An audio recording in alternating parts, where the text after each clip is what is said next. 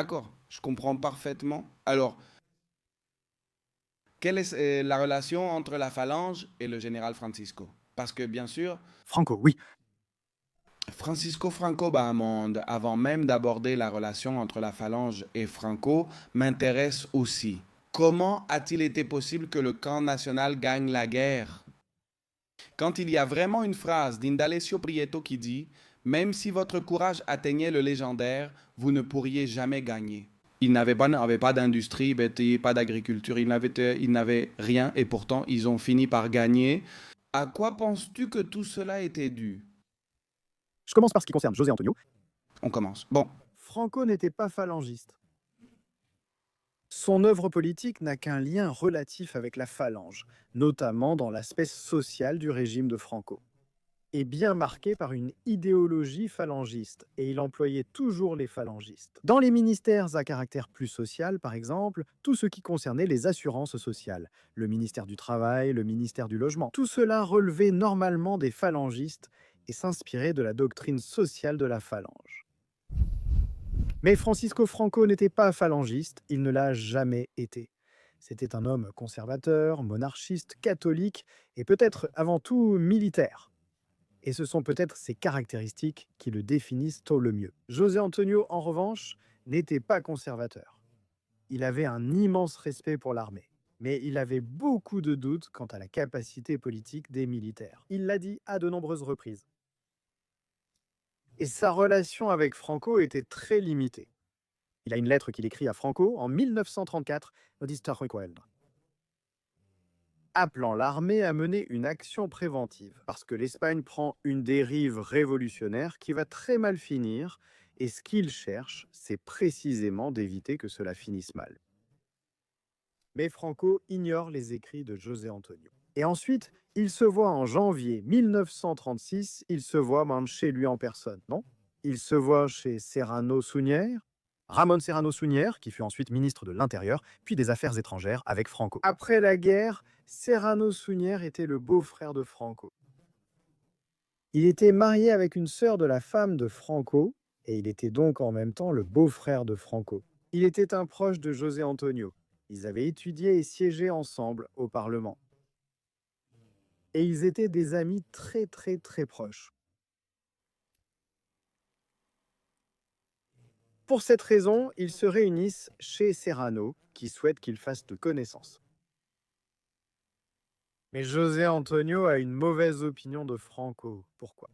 Eh bien, parce que José Antonio presse Franco, et en général les militaires, mais surtout dans ce cas, Franco, à donner un coup préventif, à faire un coup d'État pour éviter justement une guerre, pour empêcher que la gauche révolutionnaire ne prenne le pouvoir. C'est le seul à voir et annoncer à l'avance la dérive de la société espagnole. Que les élections du 30 février par les bonnes ou par les mauvaises manières vont être gagnées par la gauche. Comme nous le savons, elles ont été gagnées par les mauvaises manières. Il faut éviter cela et y mettre fin. Lorsqu'il ordonne à Franco d'agir en tant que militaire, Franco esquive le sujet. Franco ne veut pas parler du sujet et se consacre à parler de questions militaires. Il parle précisément de l'excellence d'un canon d'infanterie français de 75 mm. Autrement dit, cela n'a aucun rapport avec leur sujet. José Antonio conserve une mauvaise opinion de Franco. Il dit à Serrano Bueno, mon père, qui avait été Miguel Primo de Rivera, n'est-ce pas? Le général qui s'était prononcé en 1923 à Barcelone. Mon père, avec tous ses défauts, était un homme humain et c'était un homme, enfin, estimable et tout ça. Mais ces gens-là disent, avec eux, on n'ira nulle part. Ça donne une mauvaise image de... c'est... C'est la seule fois qu'on le voit. et une chose, c'est-à-dire, d'après ce que j'ai compris, corrige-moi si je me trompe, Fernando Franco évite de se soulever jusqu'au dernier moment. C'est-à-dire, il ne voulait pas prendre part à une guerre, il ne voulait pas traverser parce qu'il était en Afrique, il ne voulait un conflit civil sous aucune circonstance. Est-ce que c'est vrai? Absolument Franco, pour le dire, je l'ai déjà dit à plusieurs reprises. Franco était le dernier à se soulever en Espagne. Tous les autres l'avaient déjà fait. Oui, San Giorgio s'est soulevé, tous se sont soulevés avant lui.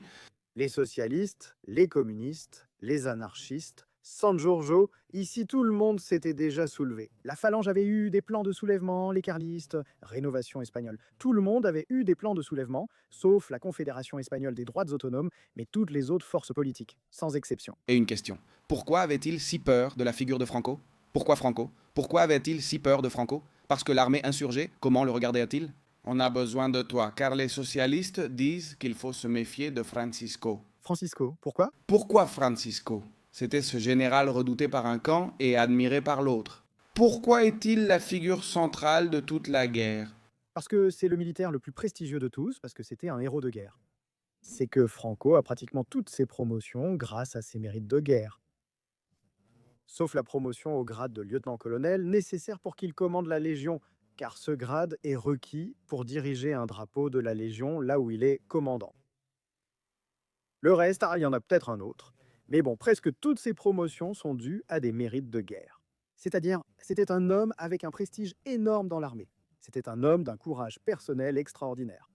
Franco, Arturo Barea communiste, le raconte, il n'est pas suspect. Dans sa trilogie La forge d'un rebelle, il explique comment Franco, en Afrique, Franco disait souvent « Je ne pourrais pas m'expliquer sans l'Afrique ».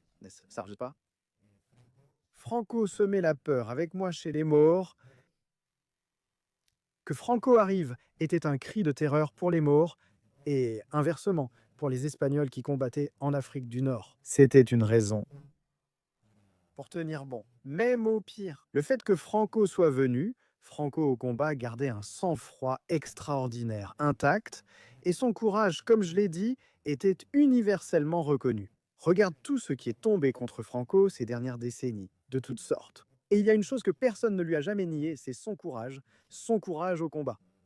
À ma connaissance, jusqu'à présent, personne. Tout peut arriver vu la situation, mais personne n'a jamais remis en cause son courage au combat, reconnu de tous. Et Arturo Barea raconte un épisode dans lequel un soldat voulait tuer Franco dans le dos lors d'un combat, un soldat espagnol. Pourquoi? Eh bien, parce que les militaires les plus courageux, comme dans le cas de Franco, menaient eux-mêmes les attaques, c'est-à-dire qu'ils n'envoyaient pas les gens mourir pendant qu'eux restaient derrière. N'est-ce pas?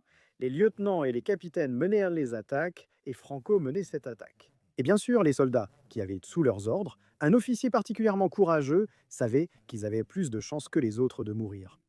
Parce qu'ils allaient mener plus d'assauts, parce que ces assauts allaient être plus frontaux. Eh bien, alors, un soldat essaie de tuer Franco, et quand il va lui tirer dans le dos, pour une raison quelconque, Franco se retourne vers lui. C'est Arturo Barea qui le raconte, je répète, et ce soldat est resté absolument immobile, incapable de tirer sur Franco. Franco a simplement refusé de... Disons, il s'est contenté, simplement de le regarder. Et on disait que le regard de ce Franco était un regard qui te glaçait le sang. C'est-à-dire, personne n'osait rien faire. Il y a un film français de 1935, si je me souviens bien, La Bandera, ça s'appelle. C'est un film français et c'est un film magnifique sur la Légion espagnole. Ce qui est très curieux parce qu'eux, ils ont une légion, la Légion étrangère française, mais le film ne parle pas de la Légion française, mais de la Légion espagnole. Et dans ce film, il y a une scène où un soldat va tuer un officier. Mais il va le tuer, pas au combat, mais dans les rues d'une ville marocaine. La nuit, il attend que cela se termine, disons, d'être dans un bar, dans une sorte de bar ou de taverne, et tout ça. Et que tout le monde s'en aille. Et le soldat qui veut tuer l'officier reste le dernier. Et l'officier, sachant que le soldat veut le tuer, attend aussi. Jusqu'à ce que tout le monde parte. À un moment, l'officier se lève et part. Et alors le soldat le suit sur le chemin de la caserne. Il le suit de près, en pensant à s'il doit le tuer ou non. Finalement, il n'ose pas le tuer. À la caserne, l'officier demande « Que donnez-vous » Je cite de mémoire, après de nombreuses années. Je peux me tromper sur un détail, mais l'idée est « Que donnez-vous » Arrêtez. Il dit 2 fois arrêtez. Il dit la première pour avoir dit que j'allais me suicider. Il dit et la deuxième pour ne pas l'avoir fait. Il dit. Et c'est un remède, disons. C'est une situation analogue à celle que je viens de décrire. De Franco. Franco était un homme Comme je l'ai dit, reconnu pour son courage, et il avait aussi un énorme prestige dans l'armée. Il ne s'agissait pas seulement de courage et de graves lacunes de formation. Les militaires espagnols étaient alors bien plus cultivés qu'on ne le pense. Mais c'était le prestige qu'il avait dans l'armée. Il avait aussi été chef d'état-major, il avait dirigé les opérations depuis Madrid, qui avaient eu lieu dans les Asturies pendant la Révolution d'octobre 1934, quand la gauche dans son ensemble se soulève contre la République, parce que c'est la gauche qui se soulève contre la République. Et Franco, effectivement, comme tu l'as bien dit, ne veut pas se soulever. Franco alerte même Azaña en lui disant que soit il arrête la dérive révolutionnaire du pays, soit quelque chose se prépare contre le gouvernement.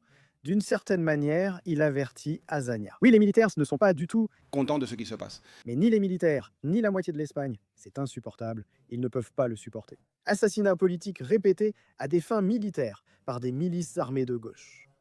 Des attaques contre les églises par dizaines et centaines, des incendies d'églises, des agressions permanentes contre les catholiques, contre les prêtres, etc. Alors, Franco alerte Azaña à ce sujet et Franco reste sans se joindre. En fait, il ne participe pas à la conspiration pour le coup d'État, il ne participe pas et Franco continue de ne pas s'y joindre, jusqu'à ce qu'il apprenne l'assassinat de José Calvo Sotelo, qui était de facto le chef de l'opposition aux Cortes, le 13 juillet 1936, 5 jours avant. Jusque-là, Franco ne s'est pas soulevé, parce qu'il y a un risque, à travers un coup d'État, que cela débouche sur une guerre civile. Franco est convaincu que cela va déboucher sur une guerre civile, et c'est la raison pour laquelle Franco ne veut pas se joindre. Il comprend qu'à un moment, la situation ne lui laisse pas d'autre choix, et c'est pourquoi il se soulève.